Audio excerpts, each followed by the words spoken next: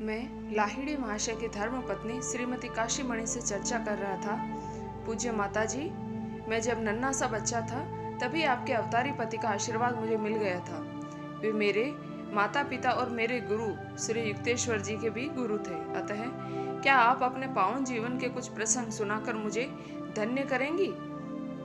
मैं थोड़े समय के लिए बनारस में था, अतः इस पूज्य महिला से मिलने की अपनी चिरकालीन आकांक्षा पूर्ण कर रहा था।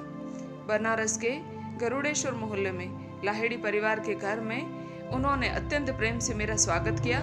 वृद्ध होने पर भी वे कमल की तरह खिली हुई थी। आध्यात्मिक सुगंध उनसे निस्त्र होती थी। उनका शरीर मध्यम आकार का गौरवर्ण था। गर्दन पतली और नेत्र विशाल तेजस्वी थे। यहाँ तुम्हारा स्वागत है बेटा, ऊपर चलो। माताजी मुझे अपने साथ एक छोटे से कमरे में ले गई, जहाँ कभी वे अपने पति के साथ रहती थी। उस पवित्र स्थल के दर्शन कर मैं धन्य हुआ, जहाँ अद्वितीय गुरु ने वैवाहिक जीवन की मानवीय लीला करना स्वीकार किया था। दयामयी माता ने अपने पास एक छोटी सी गद्दी पर बैठकर मुझे संकेत किया। कई वर्षों के पश्चात ही मुझे अपने पति की देवी महानता की पहचान हो पाई। उन्होंने बताया, एक रात इसी कमरे में मुझे एक स्वप्न स्पष्ट दिखा। तेजस्वी देवता अकल्पनीय मोहकता के साथ मेरे सिर के ऊपर हवा में तैर रहे थे। वह दृश्य इतना वास्तविक लग रहा था कि मैं तत्काल जाग उठी। बड़ी अद्भुत बात थी, यह कमरा दीप्तिमान प्रकाश से चमक गया था। मेरे पतिदेव पद्मासन में स्थित कमरे के बीचों बीच देवताओं से घिरे हवा में थे। अत्यंत विनम्रता के साथ देवता दोनों हाथ जोड़कर मेरे पति का पूजन कर रहे थे।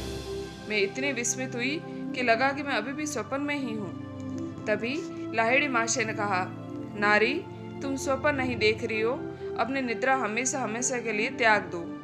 जब वे धीरे धीरे धरातल पर उतर आए तो मैंने उनके चरणों में साष्टांग प्रणाम किया। मैंने कहा, मेरे गुरुदेव, मैं आपके चरणों में बारंबार प्रणाम करती हूँ। अब तक मैंने आपको अपना पति माना, इसके लिए क्या आप मुझे क्षमा करेंगी? मैं यह जानकर लज्जा से मरी जा रही हूँ कि मैं एक दिव्य पुरुष से जागृत पुरुष के साथ रहते हुए भी अज्ञान की नींद में सोती रही। इस रात से आप मेरे पति नहीं, गुरु हैं। आप क्या इस तुच्छ अबला को अपने शिष्य के रूप में स्वीकार करेंगे? मुझे गुरुदेव ने सप्रेम स्पर्श किया। पवित्र आत्मा, उठो, तुम्हें स्वीकारा जाता है। उन्होंने देवताओं की ओर संकेत किया। इन पूज्य संतों में से हर एक को बारी बारी से प्रणाम करो। जब मैंने विनम्रता से सबको प्रणाम कर लिया तो एक साथ सभी देवताओं की वाणी गूंजी, जो पावन वेद घोष के समान थी। इस दिव्य पुरुष की अर्धांगिनी, आप धन्य हैं। हम सब आपको प्रणाम करते हैं। उन्होंने मेरे चरणों में प्रणाम किया और आश्चर्य के साथ उनके शरीर अदृश्य हो गए। कमरे में अंधेरा छा गया। मुझसे मेरे गुरुदेव ने क्रिया योग दीक्षा लेने के लिए कहा। निसंदेह मैंने कहा, मुझे खेद है कि इससे पहले ही मैंने इस सौभाग्य को क्यों नहीं प्राप्त किया। गुरुदेव ने मुझे क्रिया योग की प्रविधि बताई। उस रात के बाद लाहिड़ी महाशय फिर कभी मेरे कक्ष में नहीं सोए। वे उनके बाद कभी सोए ही नहीं। वे दिन रात नीचे सामने के कमरे में अपने शिष्यों के साथ ही रहते थे। इतना बताने के बाद माता काशीमणि चुप हो गई। उस महान योगी के साथ उनके संबंध की अद्वितीयता को समझते हुए मैंने झिझकते हुए उनसे कुछ और घटनाएं बताने का अनुरोध किया। तुम बहुत लालची हो बेटा, फिर भी मैं तुम्हें एक और कहानी अवश्य बताऊंगी। वे संकोच से मुस्कुराई। यहाँ मैं अपने एक पाप को स्वीकार करूंगी जो मैंने अपने गुरुपति के विरुद्ध किया था। मेरी दीक्षा के कुछ महीने बाद मैं असहाय और उपेक्षित महसूस कर रही थी। एक सुबह लाहिड़ी महाशय इस छोटे से कमरे में कोई वस्तु लेने के लिए आई। मैं तुरंत उनके पीछे यहाँ पहुँच गई। माया के वशीभूत होकर मैंने उन्हें बेहद कटु शब्दों से संबोधित किया। अपना सारा समय आप अपने शिष्यों के साथ बिताते हैं। अपनी पत्नी और बच्चों के प्रति आपके दायित्व को क्या? मुझे खेद है कि परिवार के लिए अधिक धन एकत्र करने में आपको कोई रुचि नहीं है। गुरुदेव ने एक पल के लिए मुझे निहारा, फिर वे अदृश्य हो गई। विस्मयचकित और भयग्रस्त मुझे एक दिव्य वाणी कमरे में प्रत्येक भाग से गूंजती सुनाई दी। मैं यहाँ हूँ। यह उत्तर मेरे ही ऊपर से आया। मैंने ऊपर दृष्टि घुमाई तो गुरुदेव को हवा में प्रकट होते देखा। उनका सिर छत को छू रहा था। उनकी आंखें चौंधिया देने वाले अग्नि ज्वालाओं के समान थी। जब वे चुपचाप जमीन पर उतर आए तो मैं भयक्रांत होकर सिसकते हुए उनके चरणों में लौट गई। उन्होंने कहा, नारी, तुच्छ सांसारिक चमक दमक की नहीं, दिव्य परम धन की इच्छा करो। जब अंतर की निधि को पा लोगी तो बहाय पूर्ति सदैव अपने आप होते दिखोगी। फिर उन्होंने कहा, मेरा एक आध्यात्मिक पुत्र तुम्हारी व्यवस्था कर देगा। मेरे गुरु के शब्द सत्य तो सिद्ध होने ही थे। एक शिष्य हमारे परिवार के लिए काफी धन दे गया। मुझे अपने अद्भुत अनुभव बताने के लिए मैंने माता काशीमणि का धन्यवाद किया। दूसरे दिन मैं फिर उनके घर गया और कई घंटों तक 3 कौड़ी तथा 2 कौड़ी लाहिड़ी के साथ ज्ञान चर्चा का आनंद लेता रहा। भारत के महान योगी के ये 2 संतवत बेटे अपने पिता के आदर्श पद चिन्हों पर चल रहे थे। दोनों ही गौरवर्ण, लंबे कद के, सुदृढ़ कदकाठी के थे और घनी दाढ़ी रखते थे। दोनों की आवाजें सौम्य थी। आचार व्यवहार की दोनों शैली पहले युग की थी। लाहिड़ी महाशय की पत्नी ही उनकी इकलौती शिष्या नहीं थी। सैकड़ों अन्य महिलाएं भी उनकी शिष्याएं थीं, जिनमें से एक मेरी माँ भी थी। एक बार एक शिष्या ने लाहिड़ी महाशय से उनकी एक फोटो मांगी। उन्होंने उसे एक फोटो देते हुए कहा, तुम इसे यदि अपना रक्षा कवच मानोगी तो ये रक्षा कवच ही सिद्ध होगा, नहीं तो ये एक चित्र मात्र ही रहेगा।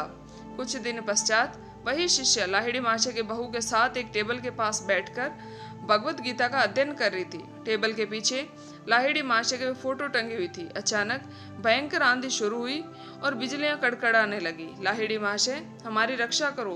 दोनों महिलाएं फोटो के सामने नतमस्तक हो गई। तभी टेबल पर पड़ी पुस्तक पर बिजली गिरी। उन दोनों को कोई चोट नहीं पहुंची।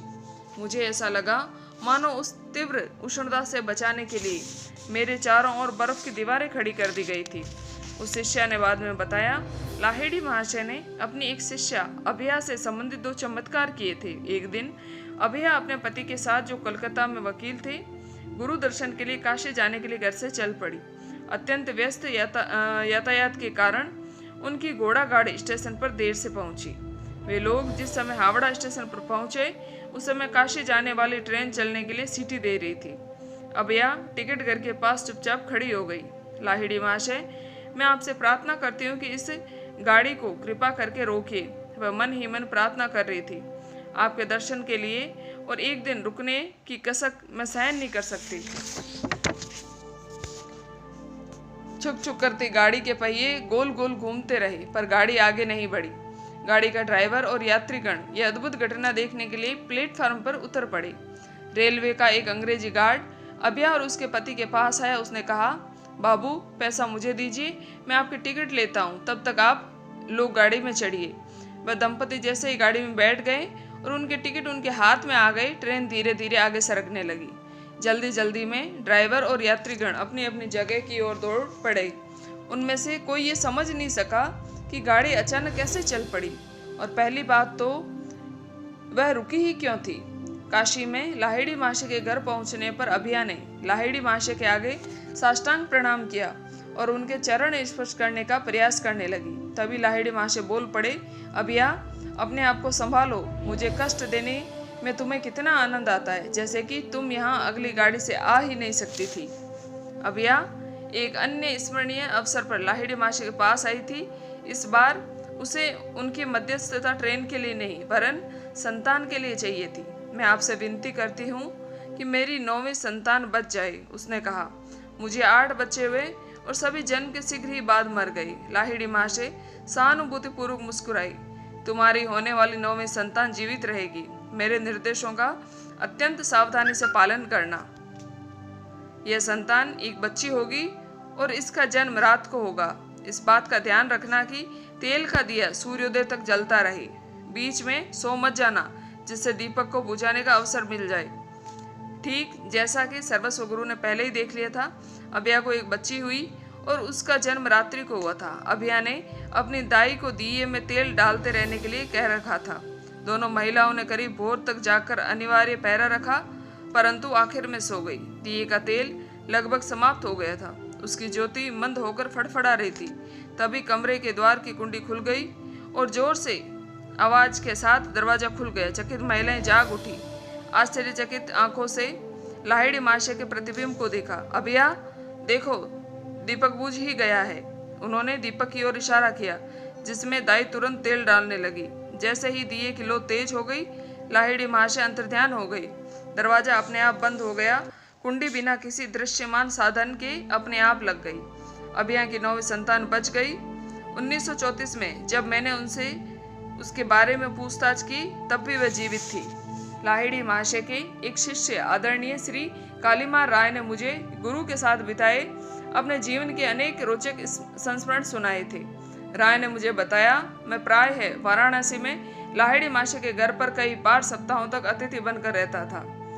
मैं देखा करता था कि अनेक साधु संत, दंडी स्वामी आदि रात्रि की नीरवता में गुरुदेव के चरणों में बैठने के लिए आते थे। कभी कभी वे ध्यान की या दार्शनिक तत्वों की चर्चा भी छेड़ देते थे। अरुणोदय के आसपास वे सब महात्मा गण वहां से प्रस्थान करते थे। मैं जब जब भी वहां रहा, तब तब मैंने देखा लाहिड़ी महाशय एक बार भी कदाचित सोने के लिए नहीं लेटे। गुरुदेव के साथ संबंध के प्रारंभिक काल में मुझे अपने मालिक का विरोध सहना पड़ा। मेरे मालिक घोर भौतिकवादी थे।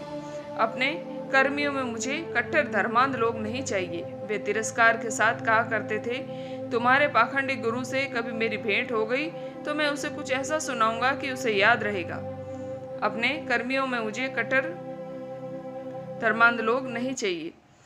इस धमकी का मेरी नियमित दिनचर्या पर कोई असर नहीं पड़ा। मैं प्रतिदिन शाम को अपने गुरु की सेवा में व्यतीत करता। एक शाम मेरे मालिक मेरे पीछे पीछे आए और दृष्टता से लाहिड़ी महाशय की बैठक में घुस गए। बेशक वे अपने कथनानुसार लाहिड़ी महाशय को कुछ उल्टा सीधा कहने के लिए ही आए थे। जैसे ही वे वहां पर बैठ गए, लाहिड़ी महाशय ने वहां उपस्थित लगभग 1 दर्जन शिष्यों के दल को संबोधित करना शुरू किया। तुमको सिनेमा देखना है। जब हम सभी ने हाँ में सिर मिलाया तो उन्होंने बैठक में अंधेरा करने के लिए कहा। मंडलाकार में एक से पीछे एक बैठकर अपने हाथ अपने आगे बैठे आदमी की आंखों पर रखो, उन्होंने कहा। मुझे ये देखकर कोई आश्चर्य नहीं हुआ कि मेरे मालिक भी अनिच्छापूर्वक ही क्यों न हो लाहिड़ी महाशय के निर्देशों का पालन कर रहे थे। कुछ क्षण बीतने के बाद लाहिड़ी महाशय ने हमसे पूछा कि हमें क्या दिखाई दे रहा था। मैंने उत्तर दिया, गुरुवर, एक सुंदर स्त्री दिख रही थी। उसने लाल किनारे की साड़ी पहन रखी थी। वह समुद्र शोक की बेल के पास खड़ी थी। अन्य सब शिष्यों ने भी वही वर्णन किया। गुरुदेव मेरे मालिक की ओर मुड़े, क्या आप उस स्त्री को जानते हैं? जी। स्पष्ट प्रतीत हो रहा था कि वे उन भावनाओं से जूझ रहे थे जो उनके स्वभाव के लिए नहीं थी। घर में साध्वी पत्नी होते हुए भी मैं मूर्खों की तरह उस पर अपना धन जुटा रहा हूँ। मैं जिस उद्देश्य से यहाँ आया था उसके लिए बहुत शर्मिंदा हूँ। क्या आप मुझे क्षमा कर शिष्य के रूप में स्वीकार करेंगे? यदि तुम 6 महीनों तक सदाचार पूर्वक जीवन व्यतीत करोगे तो तुम्हें स्वीकार कर लूँगा। और फिर गुरुदेव ने कहा, अन्यथा मुझे तुमको दीक्षा देनी ही पड़ेगी। 3 महीनों तक तो मेरे मालिक ने किसी प्रकार अपने आप को संयत रखा।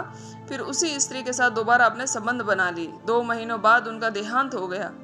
तब उनको दीक्षा देने की अनिश्चितता के बारे में गुरुदेव की गुप्त भविष्यवाणी का अर्थ मेरी समझ में आया। सुप्रसिद्ध तेलंग स्वामी लाहिड़ी महाशय के मित्र थे, जिनकी आयु 300 वर्ष से अधिक होने की मान्यता थी। दोनों योगी कई बार साथ साथ ध्यान में बैठते थे। तेलंग स्वामी की ख्याति इतनी दूर तक फैली हुई थी कि शायद कोई हिंदू कभी उनके विस्मयकारी चमत्कारों की किसी कहानी पर संदेह करता। कई बार देखा गया कि घातक विष को पीने के बाद भी तेलंग स्वामी पर उनका कोई असर नहीं हुआ। हजारों लोगों ने, जिसमें से कुछ आज भी जीवित हैं, तेलंग स्वामी को गंगा के किनारे के ऊपर तिरते देखा।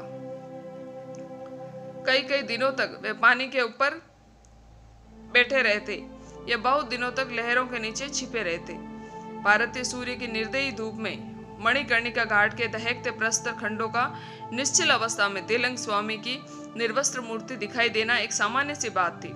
इन असाधारण कृत्यों से तेलंग स्वामी लोगों को सिखाना चाहते थे कि मानव जीवन का ऑक्सीजन या किन्हीं विशेष परिस्थिति और सावधानियों पर निर्भर रहना आवश्यक नहीं है। चाहे योगीराज पानी के ऊपर रहते हों या पानी के नीचे, चाहे उनका शरीर उग्र सूर्य किरणों को ललकारता हो या नहीं, उन्होंने ये सिद्ध कर दिया कि वे ईश चैतन्य के द्वारा जीते थे।